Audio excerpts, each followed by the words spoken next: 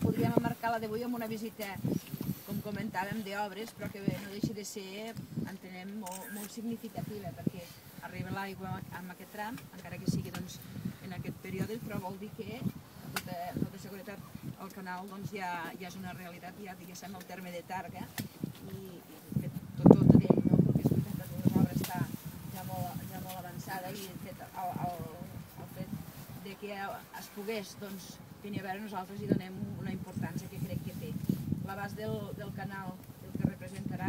realment és un tema de futur, però jo apostaria perquè fos aquest futur més immediat que pas no en un futur massa llunyà, perquè hi haurà, sens dubte, un abans i un després de tenir part del terme amb rec i amb la possibilitat de creixement i la riquesa que suposa tenir l'aigua, i per tant d'aquí la importància, i es pot veure amb la cita que era aquesta visita que ens va oferir el Josep Serra, de vindre a veure que tots tenim una especial il·lusió per la data d'avui, que és simbòlica, si més no, i farem la inauguració quan calgui fer-la, però avui comptàvem sens dubte que hi havia